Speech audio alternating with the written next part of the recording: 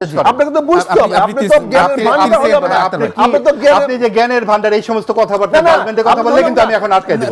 উনি যদি এভাবে কথা বলেন এই যে এখন সময় বলেন আপনি যে দেখেন কি আটকে দিবেন, দেখেন আপনি কি আটকে দিবেন, এই যে আপনি কি চাইছেন বলে বলবেন, আপনি সিভিলিয়ান ফোর্স কাকে বলেন না, আপনি বলছেন আটকে অত্যন্ত ভদ্র ব্যবহার করা হচ্ছে, আপনি ভদ্র ব্যবহার করছিলাম, ভদ্র ব্যবহার ভালো লাগলো না, মাওলানা বান্নান হলো গার্ড, উনি বলছেন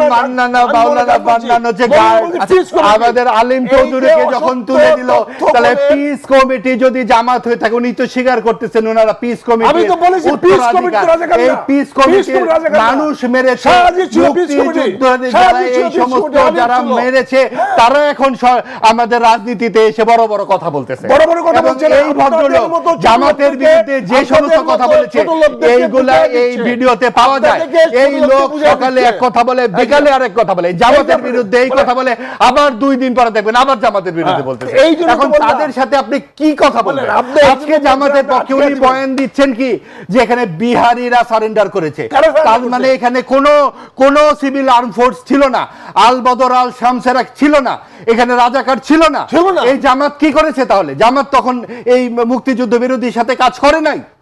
এটা বললেই আমরা বিশ্বাস করব। জামাতে প্রত্যেকটা শহীদ বুদ্ধিজীবীর প্রত্যেকটা ঘটনার সাথে জামাত পরিচয় জড়িত, ছাত্র সংঘ জড়িত, এই প্রত্যেকটা ছাত্র এই শহীদ বুদ্ধিজীবীর হত্যাকাণ্ড ঘটে নাই এই দেশে। কারা করেছে? ইস্ট বেঙ্গল জিজ্ঞাসা করেন, সেকেন্ড বেঙ্গল জিজ্ঞাসা করেন কারা করেছে? ইন্ডিয়া করেছে। এবং আপনি দেখেন উনি নাকি একজন মুক্তিযোদ্ধা, ওনার ভাষাটা হচ্ছে 93,000 পাকিস্তানি সৈন্য ইন্ডিয়ার কাছে আত্মসমর্পণ করে, এই হচ্ছে একজন মুক্তিযোদ্ধা, এই হচ্ছে মুক্তিযুদ্ধের ভাষা। তারা যে যৌথ বাহিনী সেটাও তাদের পছন্দ হয় না। এই মুক্তিযোদ্ধাদের জন্যই আজকে আমাদের এই অবস্থা। বাংলাদেশে যে পাকিস্তানি যে ইসলামের দিকে যে যাত্রা, আজকে জামাতে ইসলামের এই উল্লঙ্ঘন, এই অপভ্রংশের কারণে।